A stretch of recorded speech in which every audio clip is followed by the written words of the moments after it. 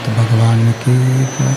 महाकालेश्वर भगवान की जय। ओंकारेश्वर भगवान की जय। कुबेरेश्वर महादेव की जय।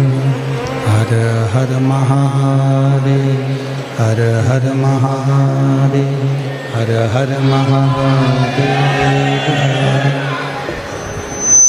काशी विश्वनाथ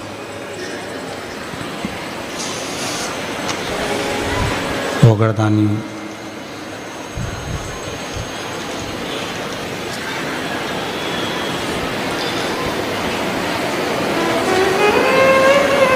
देवादिदेव महादेव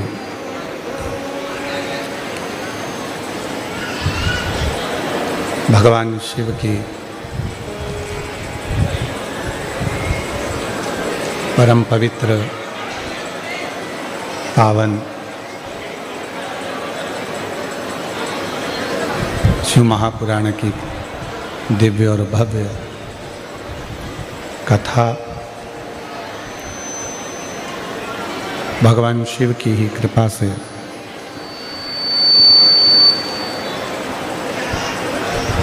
भक्ति की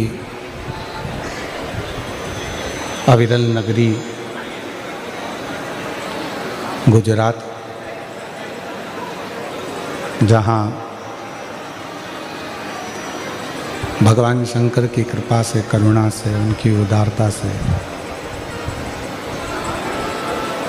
ये पवित्र पावन शिव महापुराण की कथा सूरत नगर में बाबा की कृपा से चल रही है। श्री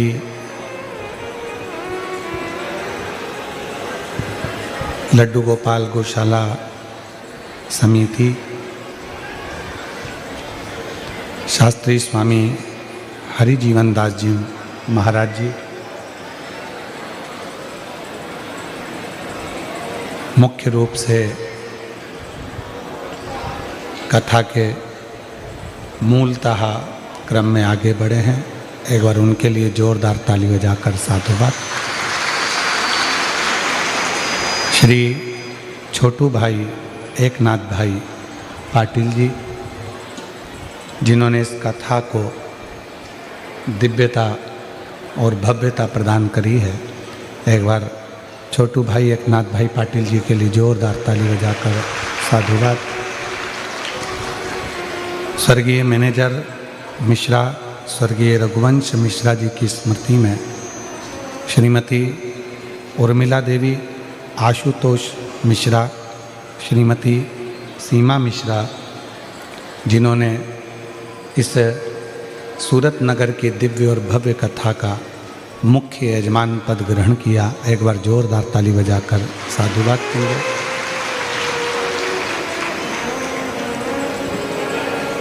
स्वर्गीय अकबर सिंह डरू सिंह सेंगर जी की स्मृति में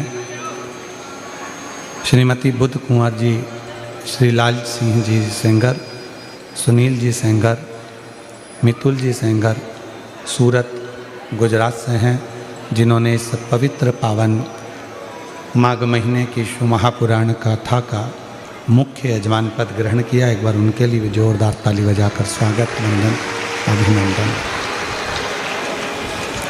ये कथा 2026 का प्रथम वर्ष है, 2026 का प्रथम महीना है और उस महीने में पहली कथा गुजरात को मिली। ये शिव की उदारता है, शंकर की करुणा है। कथा मंडप में विराजमान सभी संत, साधु, गुरुजन, तपस्वी जन, साधक, उपासक, ब्राह्मण, विप्रजन सभी को नमन कर कर आज कथा के तृतीय दिवस में अपन प्रवेश कर रहे हैं। और ये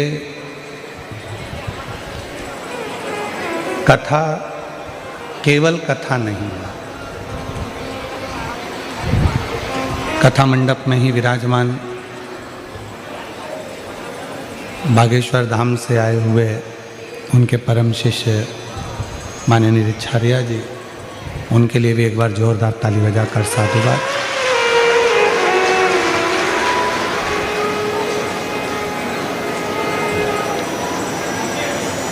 ये केवल एक शिव पुराण की कथा नहीं है,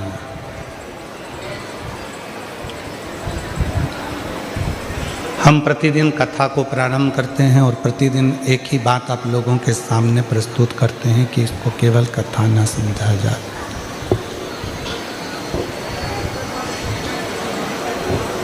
इसको केवल कथा नहीं समझना है आपको।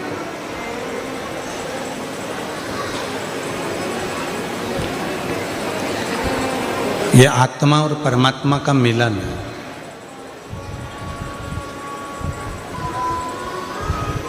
एक शिव भक्त का अपने देवाधिदेव महादेव से मिलन इस शिव महापुराण की कथा के माध्यम से है।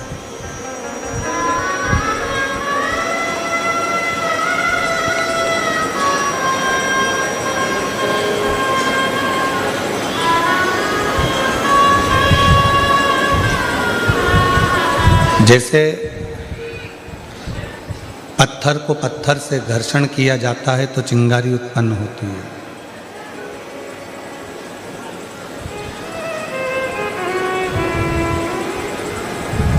दही को मथा जाता है तो उसमें मक्खन की प्राप्ति होती है।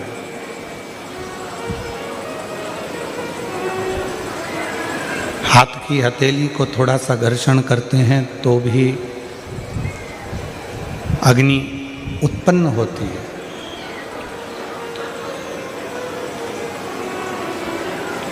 वैसे ही जब ये शरीर भगवान देवाधिदेव महादेव की पवित्र कथा में पहुंचता है और भगवान शिव की पवित्र कथा को जब वो श्रवण करता है,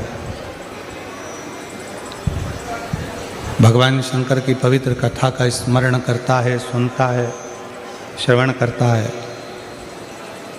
तब शिव भक्ति अपने आप हमारे भीतर प्रकट होते हैं।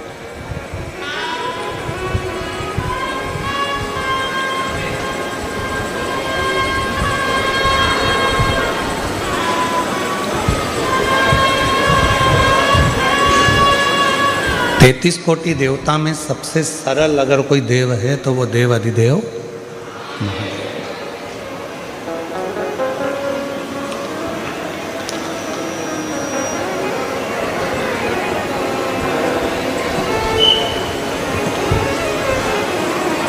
वैकुंठ का वास मिलना सरल है।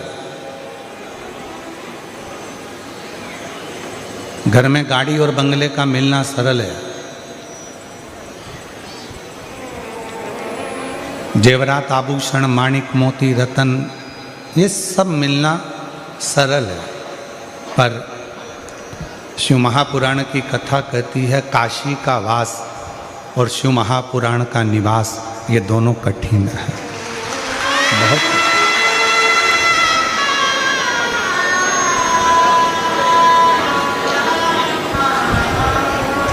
ये दोनों कठिन है। एक काशी का वास भी कठिन है, जब तक भगवान देवाधिदेव महादेव की कृपा ना हो, जब तक भगवान शंकर की करुणा ना हो, जब तक भगवान शिव की उदारता ना हो, तब तक काशी का वास भी नहीं मिल सकता।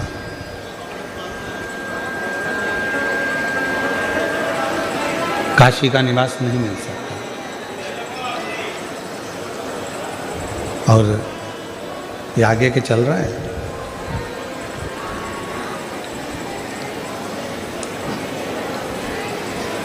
एक है काशी का वास और दूसरा है शिव महापुराण की कथा, भगवान शंकर की पवित्र कथा।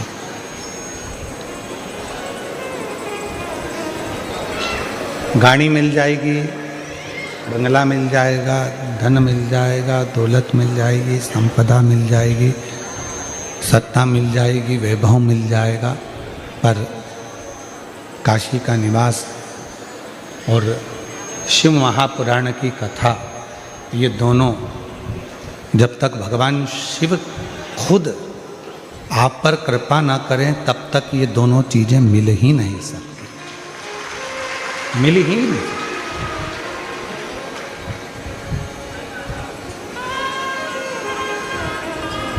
अब आप कितने किस्मत वाले हैं, कितने भाग्यशाली हैं, कितने आप पर भगवान की कृपा है, करुणा है, दया है कि आपको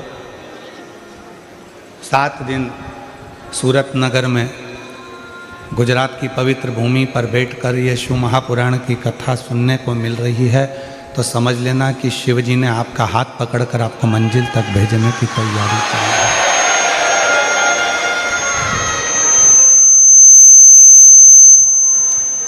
ये शिव की कृपा से, भगवान शंकर की करुणा से, उनकी उदारता से ही प्राप्त हुआ है। ये शिव कृपा ना करे तो जब तक कोई, भगवान शंकर अगर करुणा न करें, कृपा न करें, तो कोई शिव कथा तक और काशी तक नहीं पहुंच सकता।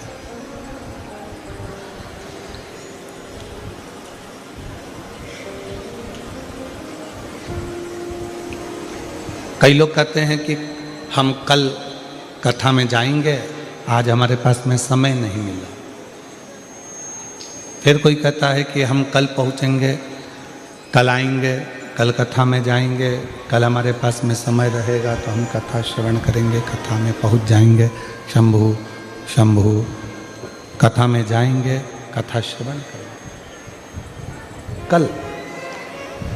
और यहाँ शिव महापुराण की कथा कर रही है कल नहीं, आज का ऐसा कोई पल व्यर्थ मत जाने दो जिस पल में आप मुख से श्री शिवाय नमस्तुभ्यम ना कहें। हर पल में भगवान की अविरल भक्ति को ढूंढने का प्रयास करें।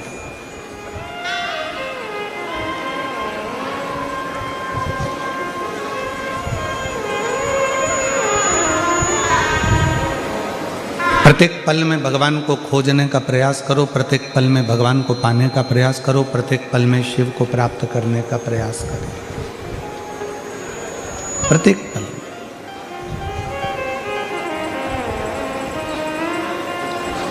21,600 श्वास मानव के शरीर में से रोज निकलती है प्रतिदिन,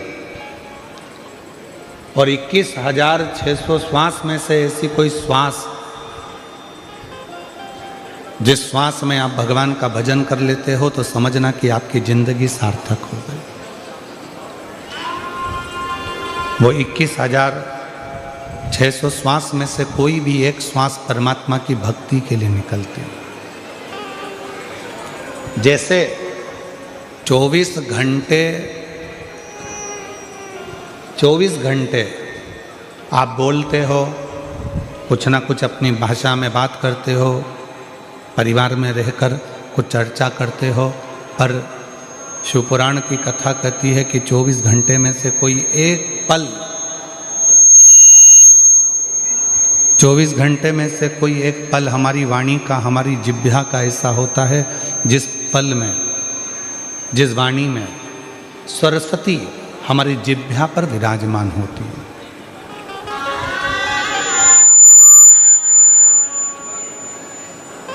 अब वो पल ना तो आपको मालूम है ना हमको मालूम है, उस पल का स्मरण ना आपको है ना हमको है कि वो कौन सा पल है जिस पल में सरस्वती मैया हमारी जिह्वा पर आकर बैठती है और जिह्वा पर बैठकर हम जो बोलते हैं वो पूर्ण होता है।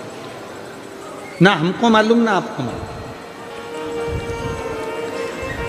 तो फिर शिवपुराण कहती है कि जब आपको ये नहीं मालूम कि सरस्वती किस समय पर आपकी जिह्वा पर आकर बैठेगी, कब वो बोलेगी, आपकी जिह्वा पर कब सरस्वती माता आकर बैठ जाएगी और उसकी वाणी सिद्ध हो जाएगी, तो शिवपुराण की कथा कहती है कि दिन भर में परमात्मा का नाम तो लो मना नहीं है, पर सबके लिए अच्छा बोलने का प्रयास करो।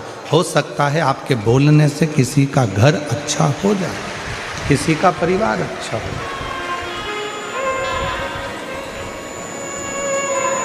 हो सकता है।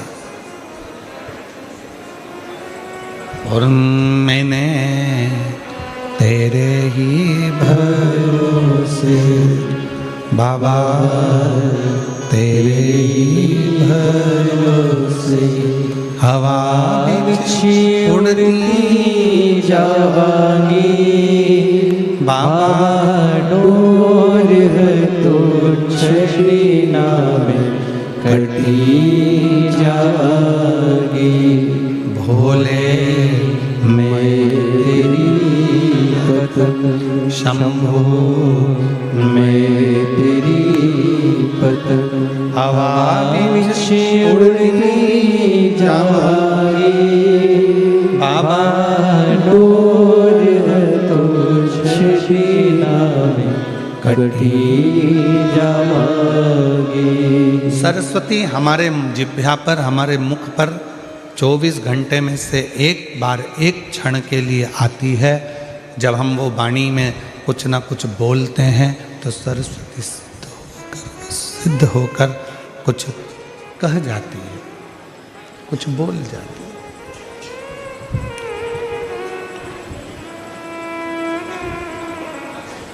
अब कब वो सरस्वती आएगी, कब वो वाणी निकलेगी, कब वो सरस्वती प्रकट होगी, कब वो वाणी निकलेगी, कब सिद्ध होगी। तो शिव पुराण की कथा कहती है कि हर पल, हर घड़ी, हर क्षण आप सबके लिए अच्छा बोलिए। सर्वे भवन्तु सुखी, सबके लिए।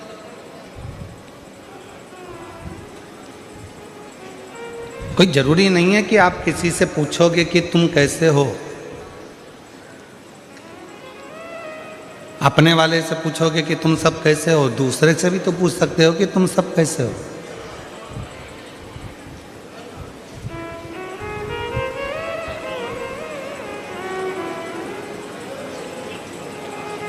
किसी से भी आप अपनी भाषा में अपने मिलने वाले से, परिवार से, कुटुंब से, अपने अड़ोसी से, पड़ोसी से, रिश्तेदार, नातेदार से भी तो पूछ सकते हो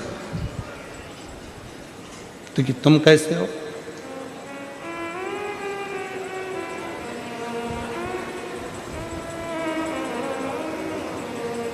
गुजराती भाषा में कहते हैं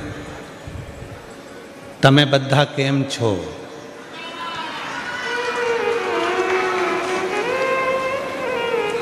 कोई जरूरी नहीं है कि हम हमारे परिवार वालों से पूछेंगे कि तुम कैसे हो। अपने पड़ोस को, अपने अड़ोस में रहने वाले, अपने पड़ोस में रहने वाले, अपने कोई मोहल्ले में, कॉलोनी में, सोसाइटी में रहता है, उसको आपकी दवा आप मत दो, उसको धन, आप उसको पैसा भी मत दो, नहीं चाहिए, परंतु इतनी प्रेम की वाणी तो बोल सकते हो ना कि तुम कैसे हो।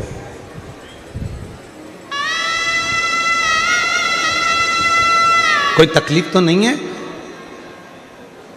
इतना तो कोई भी कह सकता है कि आप स्वस्थ रहें, खुश रहें, श्रेष्ठ रहें, आनंद में रहें। तुम्हें कोई तकलीफ तो नहीं, तुम्हें कोई कष्ट तो नहीं।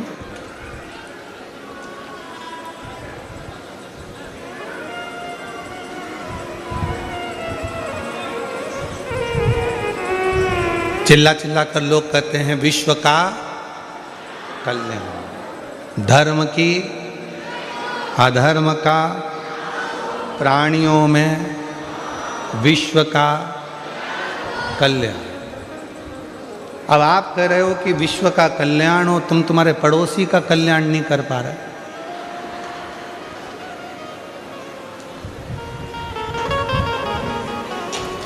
अपना कल्याण कर पा रहे हो, केवल अपना। अब इस कथा में ही देख लो ना, तुम दूसरी जगह तो जाने दो। खुद की पत्नी होगी, चल आगे बैठ, आगे बैठ, आगे बैठ, आगे बैठ। और पड़ोस वाली बेचारी बूढ़ी माँ हाथ जोड़ कर कह रही है छोरा मुझे आगे बिठा दे। कहाँ व्यवस्था करूं, कैसे व्यवस्था करूं? नहीं है व्यवस्था, जाओ। अब चिल्ला चिल्ला कर रहे हैं विश्व का कल्याण हो। और जब विश्व के कल्याण की बात आती है तो सबसे पहले व्यक्ति अपना कल्याण देखता है, क्या अपना हो रहा है कि नहीं हो रहा है, अपने को लाभ मिल रहा है कि नहीं मिल रहा, अपने को फायदा मिल रहा है कि नहीं मिल रहा, पहले वो देख। पर 33 कोटि देवता में केवल एक देव अधिदेव महादेव ऐसे हैं जो विश्व कल्याण की कामना करते हैं। उन्होंने जहर पिया, अमृत दिया, अमृत देवताओं को दिया और खुद जहर पिया। पार्वती मैया ने पूछा था कि यह जहर पीना जरूरी है। शिव जी कहने लगे अगर ये जहर मैं नहीं पीऊँगा तो ये पूरी पृथ्वी जलकर भस्म हो जाएगी और विषैली हो जाएगी। विश्व का कल्याण करने के लिए मुझे ये जहर पीना पड़ेगा। अगर मुझे विश्व का कल्याण करना है तो ये जहर पीना जरूरी है और ये जहर मुझे पीना पड़ेगा।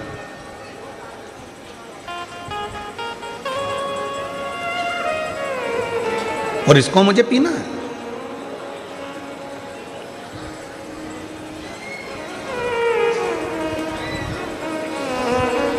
पर एक निवेदन और करूं इस व्यासपीठ से, दुनिया के लोग भले कहते हों अपने अपने कल्याण की बात करें, मना नहीं है, पर एक पूरे घर में,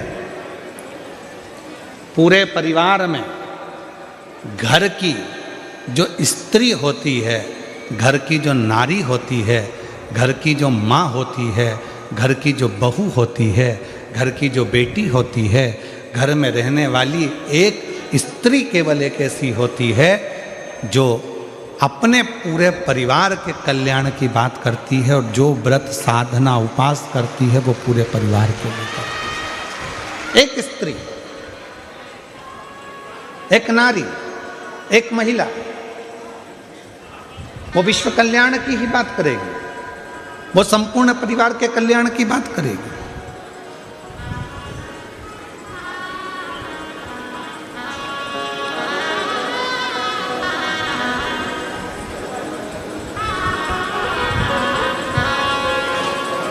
और शंभु शरणे पड़ी मांगू घड़ी रे दुख काटो दया करी दर्शन आपो। शंभु शरणे पड़ी मांगो घड़ी रे घड़ी दुख काटो दया करी केवल एक देव अधिदेव महादेव ऐसे हैं, भगवान शंकर वो गढ़दानी त्रिकालदर्शी कैलाशी अविनाशी शिव ऐसे हैं जो विश्व कल्याण की कामना करते हैं। जहर मैं पी रहा हूँ, क्यों? पूरा विश्व आराम से जिंदगी जी सके, इन सबको अमृत प्राप्त हो सके। गले में सर्प मैं धारण कर रहा हूँ क्योंकि दुनिया के लोग इस सर्प को अपने घर में नहीं रख सकते। गंगा मैं धारण कर रहा हूँ क्योंकि ये दुनिया के लोग इस गंगा को पहचान नहीं पाएंगे, इसलिए इसको अपने मस्तक पर रखना जरूरी है।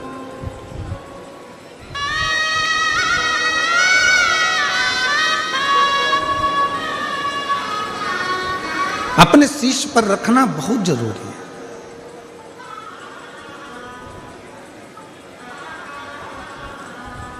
और किसका उद्धार मेरे शंकर भगवान ने नहीं करा? जरा विचार करिएगा। एक बड़ी सुंदर कथा शिव पुराण में आती है गजासुर की।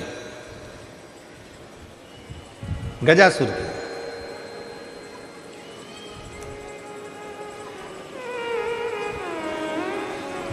गज का मुख है, मनुष्य का शरीर असुरों वाला है।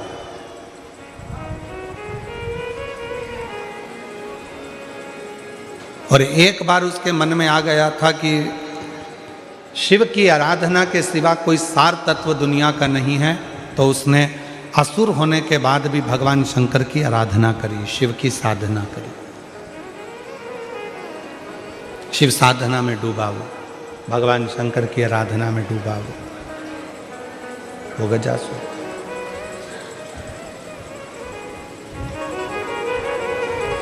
अब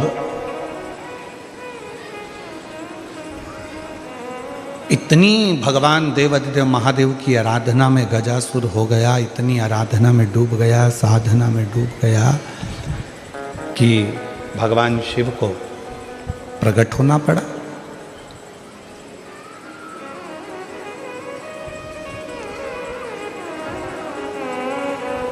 कितना सुंदर कहा है किसी ने, स्कंद पुराण में वर्णन मिलता है कि किसी भी देवता को अगर प्रसन्न करना है, भगवान नारायण को प्रसन्न करना है, ब्रह्मा जी को प्रसन्न करना है, इंद्र को प्रसन्न करना है, तो बहुत तप साधना व्रत करना पड़ेगा।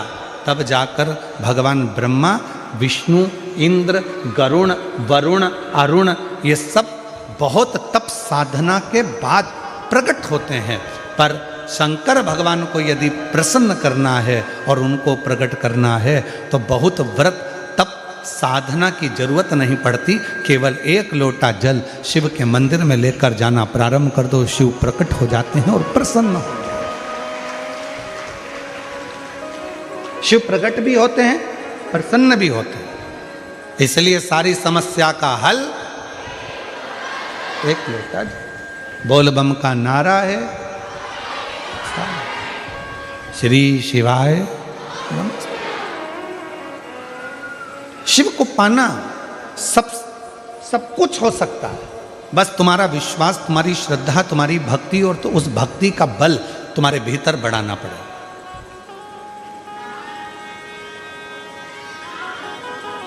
तुम्हारा बच्चा स्कूल में पढ़ता है? अरे जम के तो बोलो, पढ़ता है? ठीक है।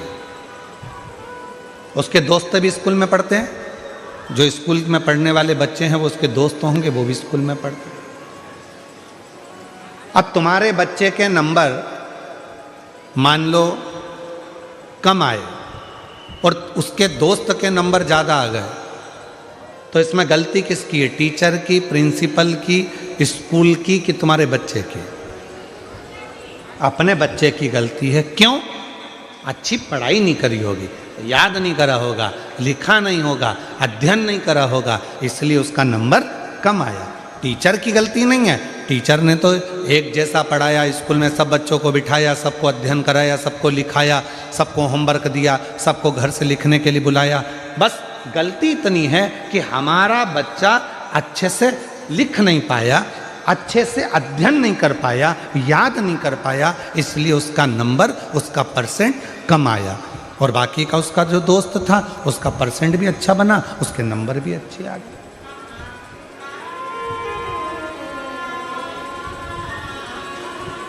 अब टीचर को तो आप दोष नहीं दे सकते,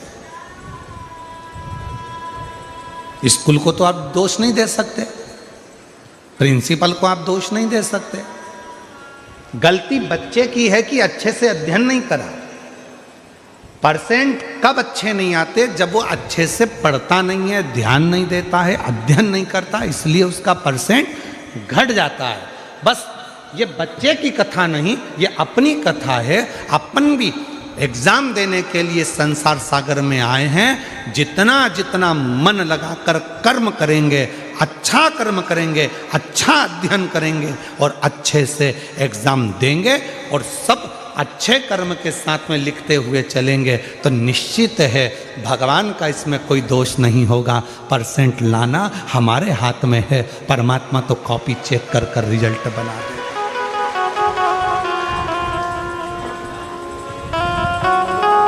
परमात्मा तो कॉपी चेक करेगा, रिजल्ट बना देगा। उसमें दोष बक्से नहीं चल रहा, उसमें दोष उस टीचर का या प्रिंसिपल का नहीं है, उसमें दोष हमारा। आप आए नहीं और सुबह हो गई, मेरी पूजा की थाली धरी की धरी रे। आप आए नहीं और सुबह हो गई, मेरी पूजा की थाली धरी रह गई। ये आवाज यहाँ बड़ा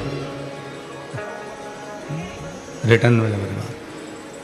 आप आए नहीं और सुबह हो गई, मेरी पूजा की थाली धरी गई। आप आते नहीं, अपराध बताते नहीं, आप आए नहीं, अपराध बताते नहीं। मेरी प्रार्थना में कौन सी कमी रह गई, आप आए नहीं और सुबह हो गई, मेरी पूजा की थाली धरी। ऐसी कौन सी प्रार्थना में कमी रह गई है जो परमात्मा आप आते नहीं हो? कमी किस में? हम में। भगवान में कमी नहीं है, भगवान तो तुरंत तैयार बैठा है। देखिए 33 कोटि देवता में केवल एक देव अधिदेव महादेव ऐसे हैं जिनके दरवाजे पर नंदी बैठा हुआ। बोलो बोलो, सही है कि गलत है? मतलब, और माँ जगत जननी दुर्गा भवानी का जब भी दर्शन करोगे तो माँ आदि शक्ति जगत जननी दुर्गा भवानी काय पर बैठी है? बोलो बोलो, जम के बोलो, शेर पर। गणेश जी के पास में कौन बैठा है? चूहा। कार्तिकेय के पास कौन बैठा है? मोर। मतलब शिव जी का पूरा परिवार एकदम तैयारी में बैठा है, एकदम तैयारी में। बाकी के अन्य सबको निकाल कर देखिए, अपने अपने वाहन किसी के करीब में नहीं होंगे, पर शंकर भगवान के पूरे परिवार का वाहन उनके पास में है। क्यों है? क्योंकि शंकर जी से एक बार पूछा पार्वती ने कि आप नंदी को अपने पास में रखते हो, मैं शेर को अपने पास रखती हूँ, गणेश जी चूहे को अपने पास रखते हैं, कार्तिकेय मोर को अपने पास रखते हैं, इनको अपने करीब में रात दिन रखना अच्छी बात है क्या? शंकर भगवान बोले कि ये संसार में रहने वाला प्रत्येक मनुष्य मेरी औलाद है, संतान है, इसको कब दुख आ जाए इस समय पर ये मुझे पुकारेगा तो मुझे दौड़ कर जाना पड़ेगा, नंदी पर चढ़ कर जाना पड़ेगा। और सुनो पार्वती, तुम जगत की माँ हो, तुम जगत जननी हो, तुम जगदम्बा हो, तुम अम्बा हो, और तुम्हें अगर तुम्हारा बेटा बुलाएगा तो तुम्हें दौड़कर जाना पड़ेगा, दौड़कर जाना पड़ेगा। वो हमारे शैलेन भाई एक बहुत अच्छा भजन गाते हैं महाराज, उनके एक लाइन का स्मरण महाराज।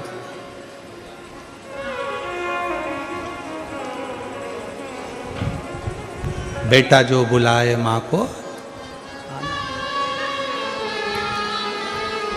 हो मैया जी के चरणों में टिकाना चाहिए, बेटा जो बुलाए माँ को आना चाहिए। हो बेटा जो बुलाए माँ को आना चाहिए। तो भगवान शिव कह रहे हैं पार्वती, तो तेरे पास में सिंह इसलिए है, शेर इसलिए है कि जगत का अगर कोई बच्चा तुझे रात को पुकारे, दिन में पुकारे, जब पुकारे, तू माँ है, मैं पिता हूँ। और याद रखना, बच्चे अपना कमरा बंद कर कर सोते हैं, बेटे बहू अपना कमरा बंद कर कर सोते हैं, पर घर की जो बुजुर्ग माँ होती है, जो घर का बुजुर्ग बाप होता है, वो अपना कमरा कभी बंद कर कर नहीं सोता। उसे मालूम है मेरे बेटे बहू पोता पोती नाती पंती कब मुझे पुकारेंगे। एकदम दौड़ कर आ गए, दादी दादी दादी, तो मुझे उठना पड़ेगा, दादाजी दादाजी दादाजी उठना पड़ेगा, नाना जी नाना जी नाना जी उठना पड़ेगा। इसलिए घर का बुजुर्ग अपना कमरा बंद कर कर नहीं सोता, घर का बुजुर्ग अपना कमरा खोल कर सोता है, जिससे कोई आए तो मैं उठकर बैठ जाऊं। बहू का सिर दुखा, सास उठकर बैठ गई, बेटे का तकलीफ हुई, माँ उठकर बैठ गई, बेटी को तकलीफ हुई, माँ बाप उठकर बैठ गए। माँ बाप तुरंत तैयार रहते हैं। इसलिए शंकर भगवान के मंदिर में नंदी एकदम सामने तैयार बैठा है, और नंदी भी दोनों पांव टेक कर नहीं बैठा, नंदी ने एक पांव अपना तैयार कर कर रखा है कि कब भक्त पुकारेगा शिव जी बैठ जाएंगे और मुझे दौड़ कर जाना पड़ेगा और उसका दुख मिटाना पड़ेगा।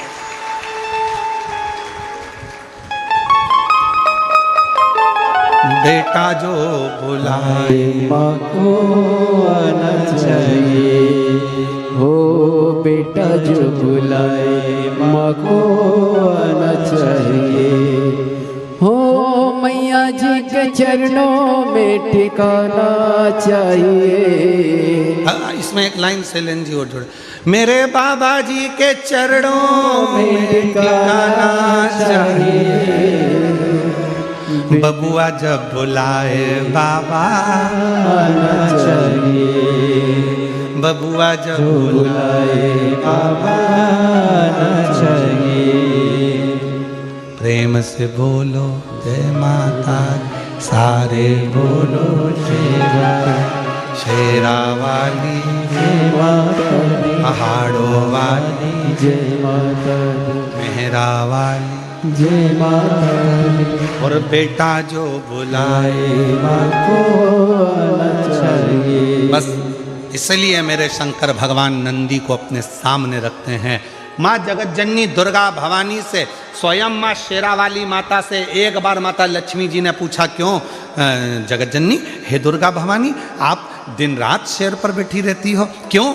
मेरा शेर इसलिए तैयार रखती हूँ कि मेरी बेटी को, मेरे बेटे को ना जाने कौन सा दुख पड़ जाए और मुझे दौड़कर उसका कष्ट मिटाने के लिए जाना पड़ जाए।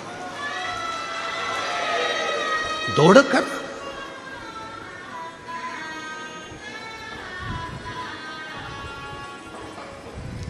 आप सब गुजरात में रहते हो,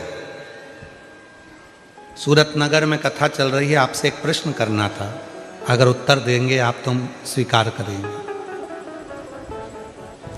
गुजरात का सबसे प्रसिद्ध नृत्य है गरबा, बोलो सही है? दुनिया में प्रसिद्धि है इस नृत्य की, गरबे की। हमें एक बात पूछना था कि गरबा चौकोर क्यों नहीं होता, गरबा हमेशा गोल ही क्यों होता है? हमें प्रश्न करना था कि गरबा लंबा क्यों नहीं होता, गरबा आड़ा टेढ़ा क्यों नहीं होता, गरबा 6 षडक्रति का क्यों नहीं होता। गरबा हमेशा, चाहे कितनी बड़ी भी फील्ड हो, कितना भी बड़ा भी ग्राउंड हो, पर गरबा हमेशा गोल क्यों होता है? हमें केवल एक प्रश्न का उत्तर मेरे गुजराती भाई बहनों से चाहिए, और उत्तर दें तो अच्छी बात है कि गरबा गोल क्यों होता है। और आप लोग तो करते रहे हो, और बेटा जो बुलाए माँ को आना चाहिए। अब आप लोगों में से कितने लोग गरबे में गए, जरा हाथ उठाओ जरा। नवरात्रे में गरबे में कौन कौन जाता है? सब जाते हो? धरो धरो धरो, रख लो तुम तो, रख लो। चलो तो अब तुम लोग जाते हो तो उत्तर जरा दीजिएगा कि गरबे में गोल क्यों घूमा जाता है, कारण क्या है? महाराज, चौकोर में एक सिरा खत्म हो सकता है, लंबाई में एक सिरा खत्म हो सकता है, षडाकृति में एक सिरा खत्म हो सकता है, पर गोल आकृति में कोई सिरा खत्म नहीं होता। मतलब आस लगी रहती है कि मेरी जगत जननी जगदम्बा आएगी जरूर और मेरा दुखड़ा मिटाएगी। एक आस, और वो आस कभी जिंदगी में खत्म नहीं होना चाहिए।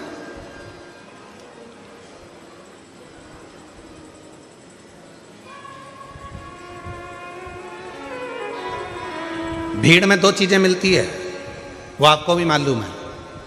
भीड़ में 2 चीजें मिलती है, भीड़ में 2 चीजें प्राप्त होती है। कौन कौन सी चीज मिलती है भीड़ में? एक मिलता है धक्का और दूसरा मिलता है धोखा। बोलो बोलो, सही है कि गलत है?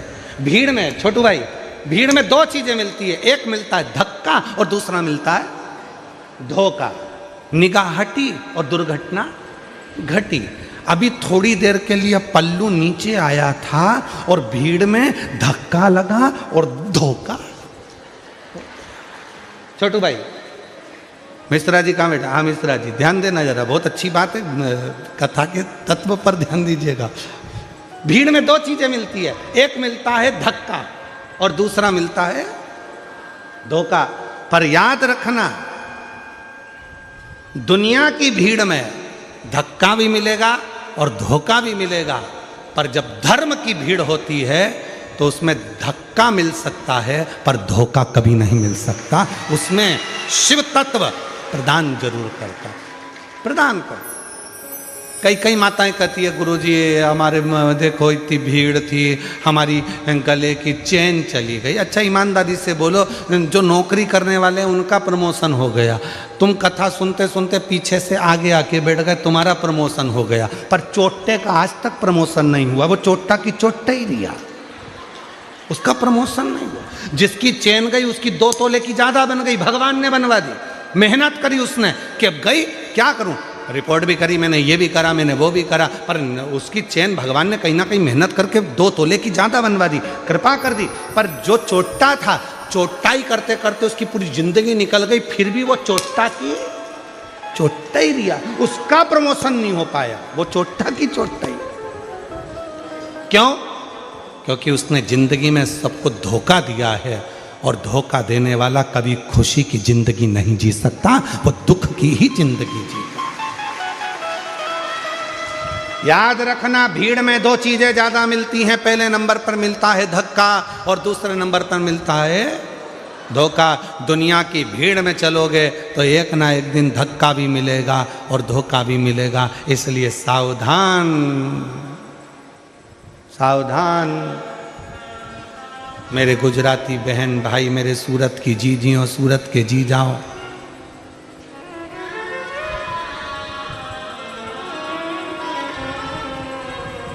सावधान।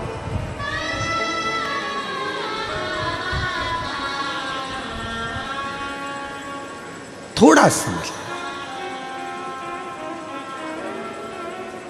धर्म में धक्का मिल सकता है पर धोखा नहीं मिलता। शिव जी को जल चढ़ाने वाला को कभी धोखा नहीं मिल सकता। श्री शिवाय नमस्तुभ्यम जपने वाले को कभी धोखा नहीं मिल सकता। शंकर भगवान के मंदिर में झाड़ू पोछा करने वाले को कभी धोखा नहीं मिल सकता। और जिसने धोखा दिया है, एक ना एक दिन उसको रोते रोते तुम्हारे चरणों में आकर पांव पकड़ना ही पड़ेगा। अगर शिव भक्त के साथ धोखा किया, शंकर के भक्त के साथ अगर धोखा हुआ है, तो फिर एक ना एक दिन तुम वो चरण पकड़ेगा।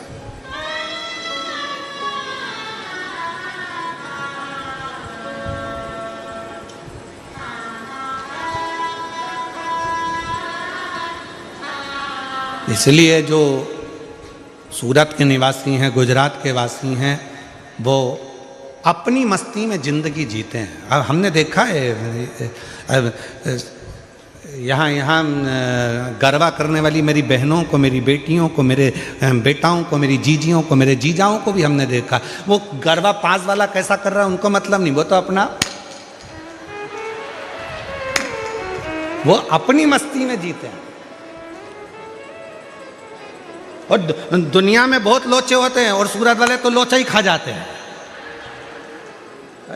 यहाँ एक खाने का आइटम भी है, क्या बोलते हैं, लोचा है। और दुनिया में लोचा शब्द दूसरा है, लड़ाई झगड़ा करना। अच्छे लोचे में फंसाया। अब तो सोचो जरा, गुजरात वाले कितने भारी होंगे। यहाँ लोचे तो निपटा जाते हैं। आजा, यहाँ कोई लोचा वोचा यहाँ फालतू का चलता नहीं, या तो अपन निपटू के बैठा।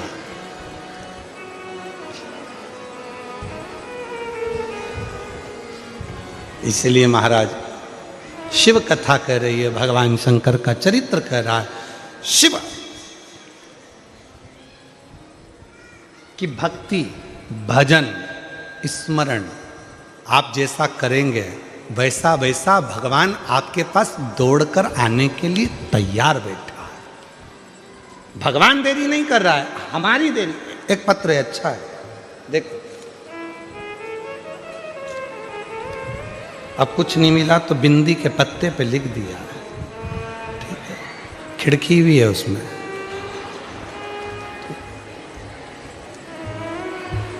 अच्छा है वो तो बिंदी नहीं भेजी,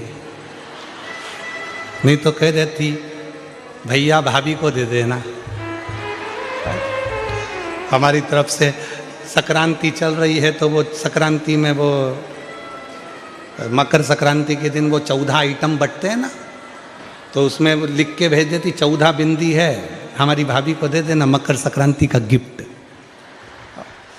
अब उन्होंने पत्र में लिखा,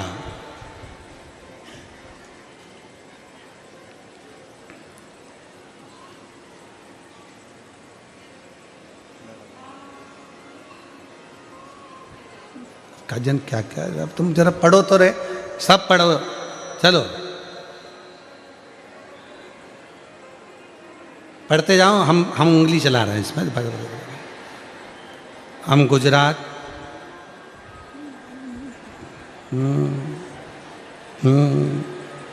ठीक है, एक समझ में आ गया। गीता बेन और चेतना बेन और मीना बेन और पुष्पा बेन, ओ भाई इत्ती बेन, गजब। मेरा मोबाइल नंबर ये है 4 बेन नंबर 1। मैं अगली साल सूरत कथा में आई थी। हम सब ने हमारे बच्चों की शादी के लिए जो कथा सूरत में हुई थी वहाँ पर प्रणाम कर कर बाबा से विनती करी थी।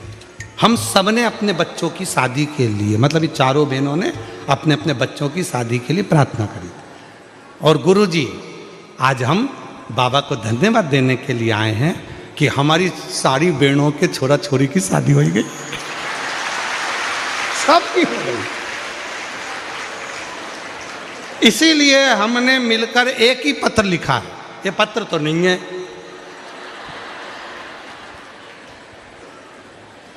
अच्छा एक लाइन और लिखी, वो भी तुम पढ़ लो, अच्छे से पढ़ना।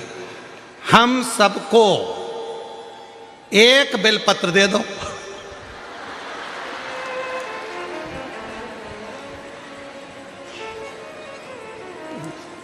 अच्छा आ जाओ, चारों आ जाओ, दूंगा एक ही।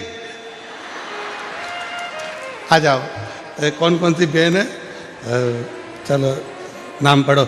गीता बहन, चेतना बहन, मीना बहन, पुष्पा बहन, ये सब बहन जो है 4। परंतु गांव का नाम भी पढ़ लें, नहीं तो 4 बहन और कोई सिया जाए। तो ये पाटन जिला लिखा है क्या? अच्छा, पाटन जिला राघव जो भी लिखा है आप समझ गए ना। तो ये चारों बहन जहाँ बैठी है आ जाए। बहुत अच्छा पत्र है आपका, बड़ी प्रसन्नता हो। शिव कृपा कैसे करते हैं? तो इन बहनों ने पत्र के माध्यम से ये कहा कि हम पिछली कथा में आए थे, बाबा को अपने मन का भाव कहा था और एक साथ ग्रुप बनाकर हमने जो बाबा से विनती करी थी, हमारे बाबा ने वो विनती स्वीकार करी और हमारे बच्चों का विवाह कर दिया। ये स्वीकृति। आप शिव जी के पास जा रहे हो, शंकर भगवान के पास जाकर एक लोटा जल चढ़ा रहे हो, शिव जी से प्रार्थना कर रहे हो, भगवान शंकर से अनुरोध कर रहे हो, शिव जी को जाकर अपने मन का भाव कर रहे हो, तो बाबा उसको स्वीकार कर रहा है, शिव उसको स्वीकार। इसमें टीचर की गलती नहीं है। बच्चे का परसेंटेज गड़बड़ हो रहा है, बच्चे की पढ़ाई गड़बड़ हो रही है, रिजल्ट ठीक नहीं आ रहा, तो इसमें टीचर की गलती नहीं है, गलती अपने बच्चे की है। उसी तरह हम रोज जल चढ़ा रहे हैं, हम शंकर जी के मंदिर रोज जा रहे हैं, हम शिव जी को रोज स्तुति कर रहे हैं, हम शिवपुराण की कथा भी सुन रहे हैं, हम पशुपति व्रत भी कर रहे हैं, हमने लिखा भी अच्छा, पढ़ा भी अच्छा, याद भी अच्छा करा, उसके बाद भी हमारा रिजल्ट अच्छा नहीं आ रहा, मतलब बाबा हमारी क्यों नहीं सुन रहा? मतलब याद रखना, इसमें टीचर की गलती नहीं है, उसका तो नंदी तैयार बैठा है, उसका तो शेर तैयार बैठा है, गलती हमारी है। कुछ ना कुछ हम याद नहीं कर पा रहे हैं, कुछ ना कुछ हम अच्छे से उसका स्मरण नहीं कर पा रहे हैं, इसलिए हमारा परसेंटेज डाउन हो रहा है और हमारा परमात्मा हमारा रिजल्ट ठीक नहीं निकाल। कोई चीज ऐसी रहती है जिसको बच्चे को सिखाना नहीं पड़ता है।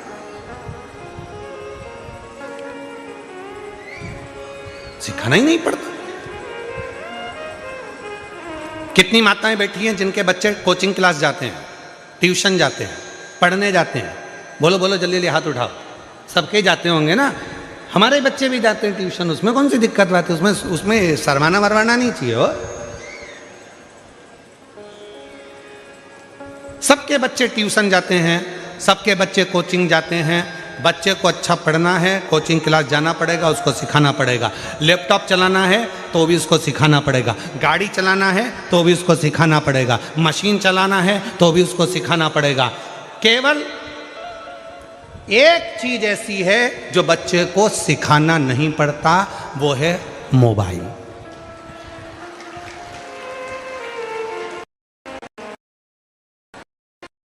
किसी ने पूछा क्यों गुरुजी, बच्चे को लैपटॉप चलाना सिखाना है, कंप्यूटर चलाना सिखाना है, मशीन चलाना सिखाना है, गाड़ी चलाना सिखाना है, बच्चे को अच्छी पढ़ाई सिखाना है, बच्चे को सब कुछ सिखाया जाता है, पर मोबाइल चलाना कोई नहीं सिखाता, तो भी बच्चे सीख जाते हैं। ये कैसे सीख जाते हैं? हमने कहा श्रीमद् भागवत में चरित्र आता है अभिमन्यु की धर्मपत्नी उत्तरा का।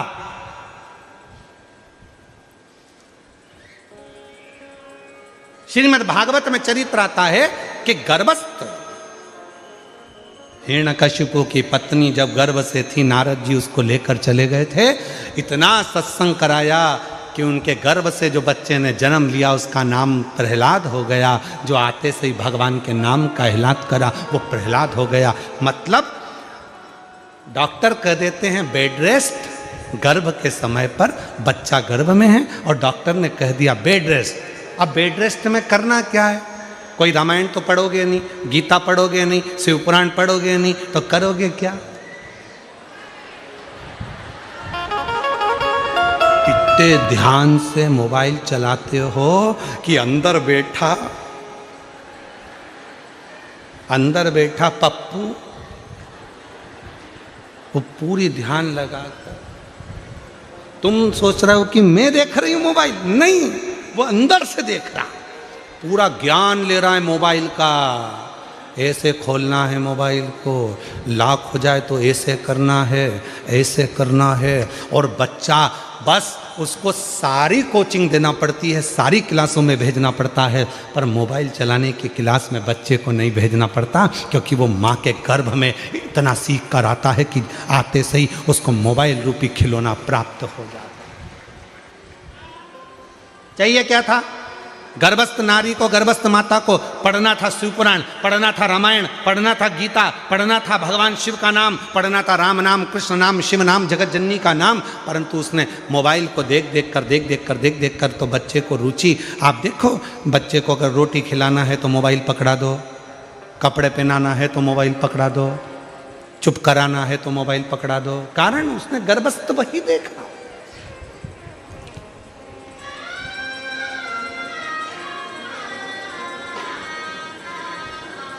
इसलिए मेरी जीजियों, मेरे जीजाओं, मेरी बेटियों, बेटाओं, मेरे बुजुर्ग माँ बाप, हाथ जोड़ निवेदन करूं आप सबसे कि अपने घर की बहुओं का जब जापे का समय हो, गर्भस्थ समय हो, मेरी जीजियों, तुम्हारी सास भले तुमसे ना कहे, तुम्हारा ससुर तुमसे ना कहे, तुम्हारा पति तुमसे ना कहे, फिर भी अगर गर्भ में बच्चा हो तो थोड़ी देर भगवान की अच्छी अच्छी किताबें पढ़ा करो।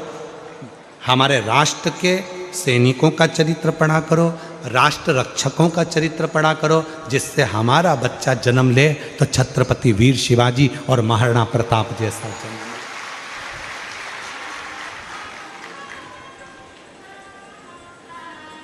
ये सब पढ़ो, अध्ययन करो। गजासुर हाथी का मुख है, असुर का शरीर है, पर किसी के मुख से सुन लिया था कि भगवान का भजन करा जाए, शिव जी को राजी करा जाए तो सब कुछ मिल सकता है। और 33 कोटि देवता में सबसे जल्दी राजी होने वाला देवता यदि कोई है तो देव अधिदेव महादेव है। ये गजासुर को मालूम पड़ गया तो गजासुर ने शंकर भगवान की आराधना साधना करना प्रारंभ कर दिया, शिव की आराधना से।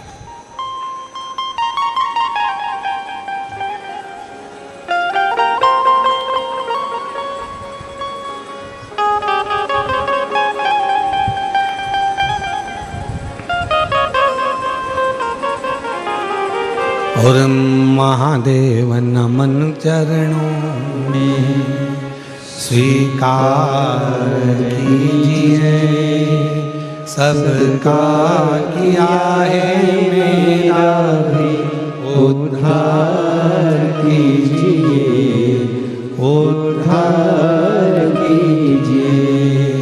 है त्रिपुंडधारी, है त्रिशूलधारी, है त्रिपुंडधारी, है त्रिशूलधारी। चरणों में तेरे बाबा जी पावन है चारों धाम, चरणों में तेरे बाबा जी पावन है चारों धाम। तेरी देव करते वंदना पूजे सीतारा। हो जाए पूरी कामना हो जाए पूरी कामना। उपकार कीजिए सबका किया है मेरा भी उद्धार कीजिए उद्धार कीजिए। है त्रिपुंडधारी है त्रिशूलधारी।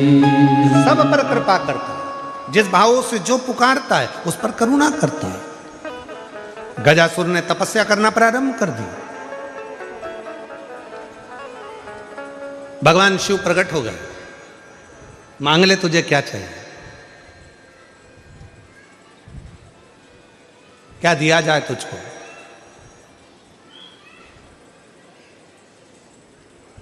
गजासुर ने कहा आप कौन हो। भगवान बोले जिसको तूने पुकारा है मैं वही हूं। शिव जी हाँ, पर मैंने तो सुना था कि आप इतनी जल्दी आते ही नहीं हो। मैंने तो ये सुना था कि आप इतनी जल्दी आते नहीं हो। शंकर भगवान बोले बुलाने वाले में अगर सामर्थ्यता है और वो दिल से अगर मुझे बुलाता है तो आने में मुझे समय नहीं लगता, मैं दौड़ कर चले आता हूं, दौड़ कर। आहूं में असर होगा घर बैठे बुलाने। अगर कोई बुलाने वाला है, अगर किसी ने मन बना लिया कि मुझे शंकर को पाना है, शिव से यह कार्य सफल कराना है, शंकर भगवान मेरा यह कार्य सफल करेंगे, मतलब मुझे जाना पड़ेगा। अगर उसका विश्वास पक्का है तो एक पत्र है, देखिए महाराज। मैं कपिल कुमार भाटी राजस्थान के पाली जिले के बाली नगर से आया हूँ। 14 वर्ष से सरकारी नौकरी पाने के लिए प्रायोगिक परीक्षाएं दे रहा था। 14 वर्ष से सरकारी नौकरी के लिए परीक्षाएं दे रहा था, परंतु हर बार कभी 1 नंबर आधे नंबर से पिछड़ा रह जाता था। आपकी कथा सुनकर प्रेरणा मिली और अपनी माता जी के साथ कुबेरेश्वर धाम आकर भोले बाबा के दर्शन किए। बाबा से प्रार्थना की कि मैंने परिश्रम किया, मेरी माता जी ने पशुपति के 5 व्रत किए, 1 लोटे जल में बल है, मैंने साक्षात महसूस किया है। आपके बताए इस उपाय से मेरे जीवन को खुशियां से भर दिया। 2 वर्ष पूर्व मैं आपकी कथा में आया था उज्जैन, जो शिक्षक भर्ती परीक्षा मैंने उस समय दी थी। सुना था कथा के पंडाल में बैठकर जो मांगते हैं वो मिलता है। उज्जैन की कथा में पहुंच गया, पंडाल में बैठा, कथा सुनी। बाबा की कृपा से ऐसी बाबा ने कृपा कर दी कि 14 वर्ष के बाद, समझ लो 14 वर्ष का मेरा वनवास मेरे बाबा भोलेनाथ ने तोड़ दिया और बाबा की कृपा से मेरा सरकारी शिक्षक पद पर नियुक्त हो गया। मैं बाबा को यहाँ प्रणाम करने के लिए आया हूँ, मैं बाबा को नमन करने के लिए आया हूँ। आज 14 वर्ष। एक पत्र और है।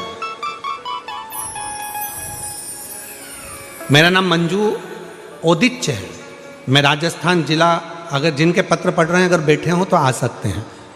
मेरा नाम मंजू ओदिच्य है, मैं राजस्थान जिला उदयपुर से रहती हूँ। मेरी उम्र 38 साल की है। मेरी माता ने मुझे आपके बारे में बोला। सीहोर वाले महाराज प्रदीप मिश्रा जी जो कथा में बताते हैं, वो जो उपाय बताएं, उपाय कर, तेरी सारी मनोकामना पूरी होगी। पशुपतिनाथ व्रत, महादेव का व्रत कर, तेरी सारी इच्छा पूरी होगी। मेरे एक पड़ोसी ने भी मुझे बोला, मेरी माता ने भी मुझे वीडियो बताए और व्रत करने का संकल्प मैंने ले लिया। आदरणीय गुरुदेव, मैंने आपके बताए अनुसार पशुपतिनाथ का व्रत किया। फिर जो मैंने 2009 से मैं कई परीक्षाएं दे चुकी थी पर उसमें मुझे सफलता नहीं मिल रही थी। 2022 में पहली बार आपकी कथा पर विश्वास कर कर, पशुपति व्रत कर कर, कथा के पंडाल में बैठकर कथा सुनी और बाबा की कृपा से आज शिव जी की कृपा से मैं माइंस अधिकारी के पद पर नियुक्त हो गई। मैं बाबा को धन्यवाद देने के लिए आई हूं कि मेरी गवर्नमेंट जॉब लग गई। मैं शिव को प्रणाम करने, ये शिव भक्ति है।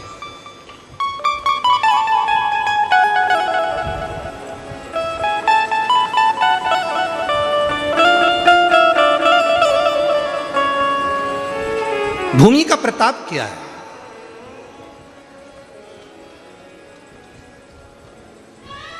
कितना प्रबल प्रताप होगा भूमि का, जरा विचार करिएगा।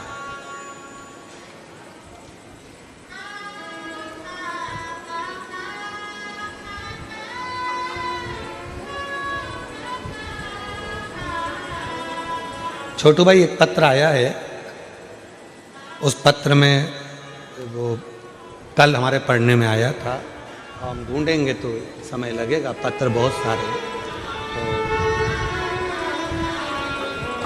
तो उस पत्र में एक बड़ी सुंदर बात लिखी थी सूरत कथा की। कहा, गुरुजी, ये सूरत में जो कथा चल रही है 2026 के जनवरी महीने में, पहली कथा 2026 की है। इस कथा का उत्साह इतना ज़्यादा है जनमानस में, कहा कि किसी के यहाँ जाकर नहीं कहना पड़ा कि आप कथा में आना, और सबको सूचना थी, सबके घर में मेहमान आकर रहने लगे। और आज हमारा पूरा क्षेत्र ऐसा हो गया जैसे घर घर में शिव आकर विराजमान हो गया। ये पत्र है।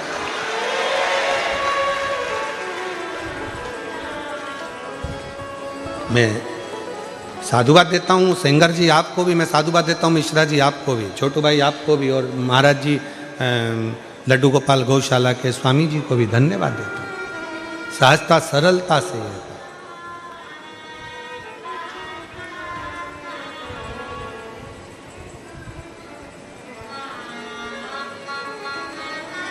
और महाराज जब हृदय से शिव भक्ति का जब हम स्मरण करते हैं तो वो सुख हमें मिलता जरूर है, मिलता जरूर। गजासुर ने कहा कि मुझे आप दर्शन दे रहे हो इतनी जल्दी, आप क्या शिव?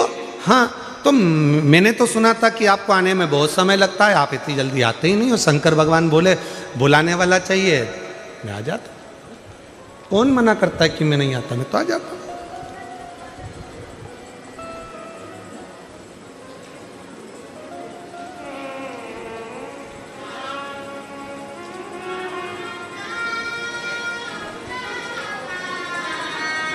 बस उसको जब दिल से आप पुकारेंगे, बुलाएंगे, वो दिल से आपकी ओर दौड़ कर आता है, दौड़ कर।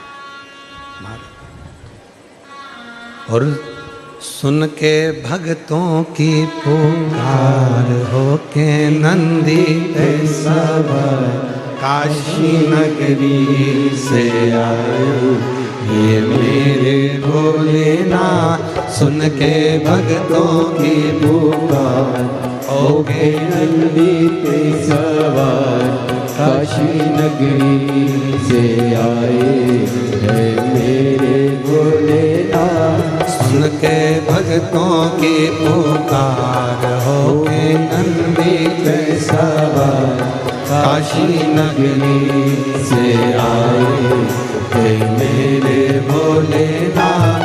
सुन के भक्तों की पुकार हो के नंदी पे सवार, काशी नगरी से आए हे मेरे भोलेनाथ। बस मीरा माए भोला डमरू बजाए, कैसा निराला भोले रूप सजाए। बस मीरा माए भोला डमरू बजाए, कैसा निराला भोले रूप सजाए। गले में है सर्पों का हार, होके नंदी पे सवार, काशी नगरी से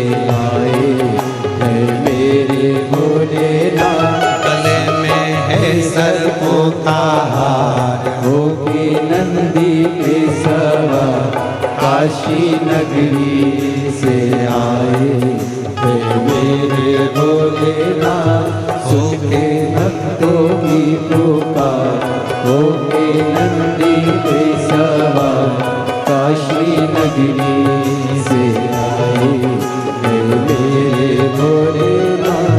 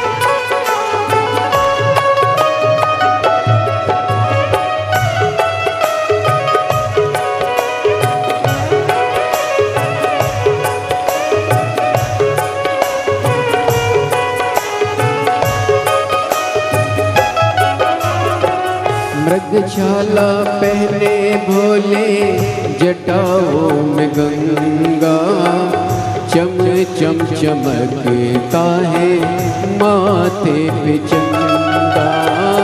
मृगछाला पहने भोले, जटाओं में गंगा, चम चम चमकता है माथे पे चंदा। मृगछाला पहने भोले, जटाओं में गंगा, चम चम चमकता है माथे पे चंदा। मृगछाला पहने भोले, जटाओं में गंगा, चम चम चमकता है माथे पे चंदा। हो गौरा मैया करे सिंगार, हो के नंदी पे सवार, काशी नगरी से आए मेरे भोलेनाथ। मैया करे सिंगार, हो के नंदी पे सवार, काशी नगरी से आए मेरे भोलेनाथ। सुन के भक्तों की पुकार, हो के नंदी पे सवार, काशी नगरी से आए मेरे भोलेनाथ।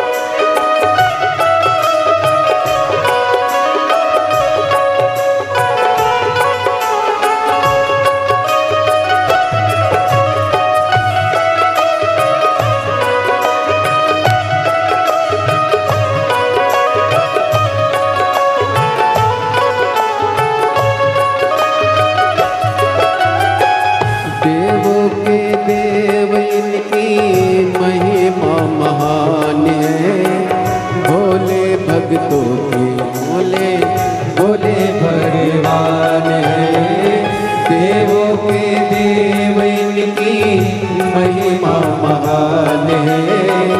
भोले भक्तों के ये तो भोले भगवान है। वो करने भक्तों का उद्धार होके नंदी पे सवार काशी नगरी से आए हैं मेरे भोलेनाथ। सुन के भक्तों की पुकार होके नंदी पे सवार काशी नगरी से आए हैं मेरे भोलेनाथ। सुन के भक्तों की पुकार होके नंदी पे सवार काशी नगरी से आए मेरे भोलेनाथ। सुन के भक्तों की पुकार होके नंदी पे सवार काशी नगरी से आए मेरे भोलेनाथ। सुन के भक्तों की पुकार होके नंदी पे सवार काशी नगरी से आए मेरे भोलेनाथ।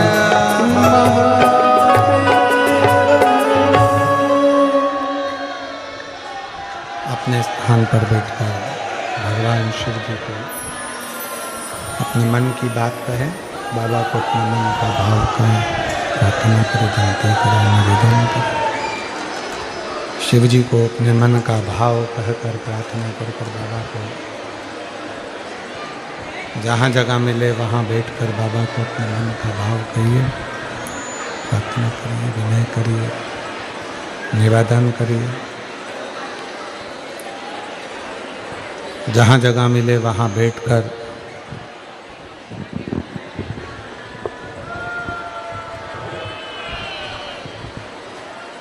शिव जी को अपने मन का भाव कहें।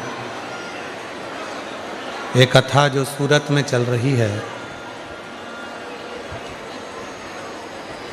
10 जनवरी को विराम हो जाएगी। 16 जनवरी से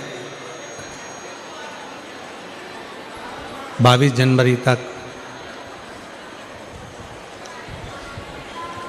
1 बजे से 4 बजे तक लेप्रेसी ग्राउंड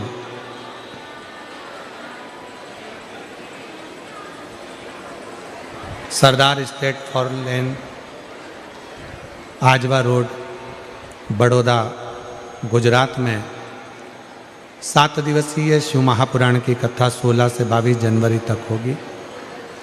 फिर कथा 27 जनवरी से 31 जनवरी तक प्रयागराज की पवित्र धरा पर त्रिवेणी संगम में माघ मेले में 5 दिवसीय शिव महापुराण की कथा होगी सतुआ बाबा शिविर पर। उसके बाद में फिर कथा 11, 12, 13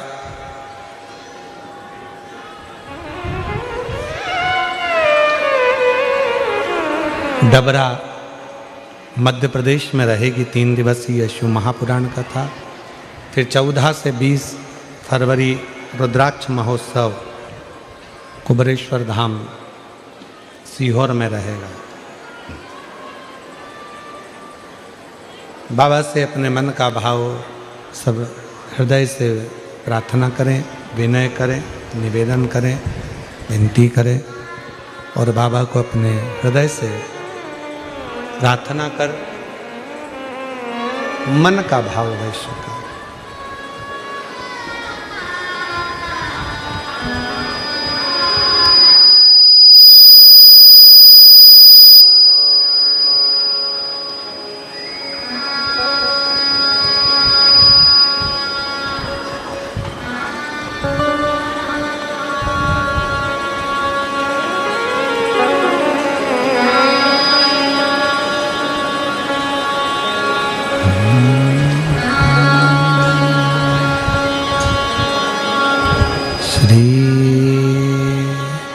शिवाय नमस्तु। श्री शिवाय नमस्तु। नमस्तुभ्यं श्री शिवाय नमस्तुभ्यं श्री शिवाय नमस्तुभ्यं श्री शिवाय नमस्तुभ्यं भोला सब दुख काटो हमारा ओ भोला सब दुख काटो हमारा शिव शंकर जपूं तेरी माला भोले बाबा जपूं तेरी माला भोला सब दुख काटो हमारा ओ भोला सब दुख काटो हमारा वेश है मंगल मंगलकारी वेश है मंगल मंगलकारी शमशान वासी हमारा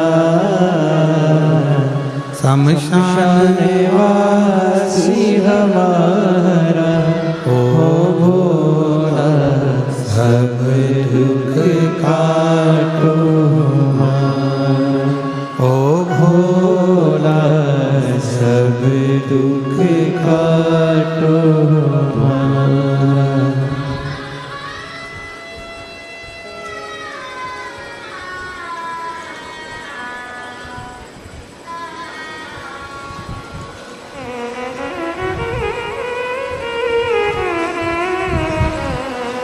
बाबा देवरिद्य महादेव भगवान शिव उघड़दानी त्रिकालदर्शी कैलाशी अविनाशी भगवान शंकर की पवित्र कथा कर रही है। शिव गजासुर के सामने प्रकट हो गए। भगवान शंकर हमारे बीच में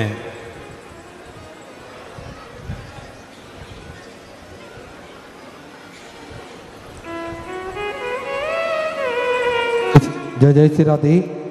बड़े ही हर्ष का विषय है ये, हमारा हम सभी का सौभाग्य है।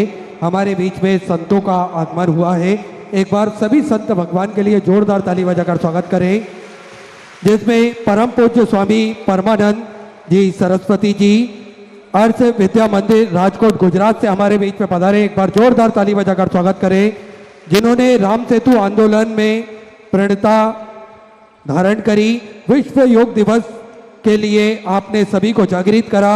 भागवत गीता पर अध्ययन आप करवाते हैं और रिलायंस जैसी कंपनियों में मैनेजमेंट का योगदान आप महत्वपूर्ण योगदान प्रदान करते हैं। साथ में हमारे बीच में पधारे हैं श्री स्वामीनारायण मंदिर बड़ताल धाम से सभी संत भगवान पधारे हैं, जिसमें परम पूज्य स्वामी जी संत वल्लभ दास जी चेयरमैन बड़ताल धाम से हमारे बीच में पधारे हैं। एक बार जोरदार ताली बजाकर स्वागत करें। परम पूज्य स्वामी सुखदेव प्रसाद दास जी गोकुल धाम नार से हमारे बीच में पधारे हैं। परम पूज्य स्वामी श्री श्याम बल्लभ दास जी बड़ताल धाम से हमारे बीच में पधारे हैं। परम पूज्य गुण सागर स्वामी जी हमारे बीच में पधारे हैं। एक बार सभी के लिए जोरदार ताली बजाकर स्वागत करें। बहुत बहुत स्वागत वंदन पूज्य गुरुदेव का, जो इस पवित्र पावन भूमि सूरत गुजरात में जो कथा चल रही है उसमें आपका दिव्य आगमन हुआ। एक बार जोरदार ताली बजाकर संतों का पुनः पुनः प्रणाम साधुवाद।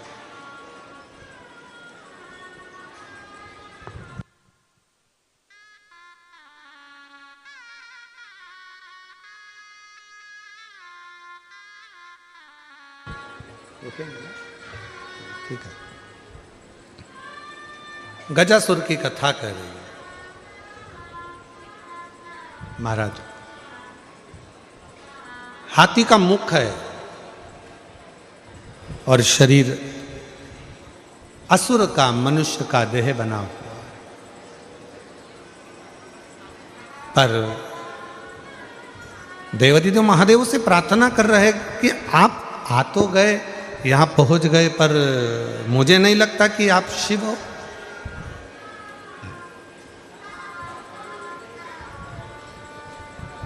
मुझे नहीं लगता कि आप शिव हो। इतने समय से मैं पुकार रहा हूं, इतने समय से मैं आवाज लगा रहा हूं, पर आप इतनी जल्दी, मैंने सारे देवताओं की आराधना करी, ब्रह्मा जी की आराधना करी, भगवान नारायण की आराधना करी, इंद्र की आराधना करी, गरुण वरुण सबकी आराधना करी, पर आए नहीं, और आप इतनी जल्दी आ गए। ये थोड़ा विचारणीय है, सोचनीय है। कैसे आना हुआ?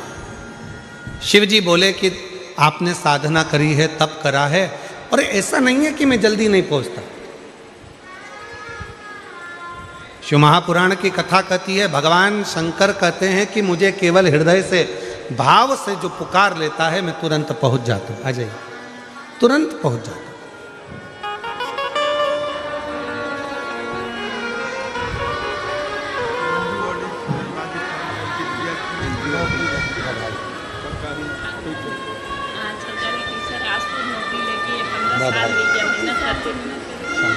एक ये बेटी को भी दे, ये बेटी को। एक बार जोरदार ताली बजाओ। बेटी का सुंदर नौकरी लगा है, बहुत बहुत साधुवाद, शिव कृपा। शिव कथा कह रही है।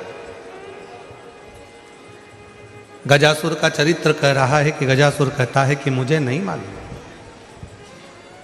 आप इतनी जल्दी आ जाएंगे, इतनी कृपा कर देंगे, इतनी करुणा कर देंगे। और फिर निवेदन है मेरी जीजियों से, मेरे सूरत के जीजाओं से, बेटियों से, बेटाओं से, मुझे बुजुर्ग माँ बाप से मैं निवेदन करूं, शंकर भगवान को रिझाने के लिए बहुत आडंबर या दिखावा या बहुत अन्य चीज़ों की जरूरत नहीं है। शंकर भगवान को रिझाने के लिए तो तुम्हारा एक लोटा जल सारी समस्या का, केवल एक लोटा जल यदि शिव जी को चढ़ जाएगा, भगवान शंकर को यदि एक लोटा जल चढ़ गया तो शिव रीझ जाते हैं।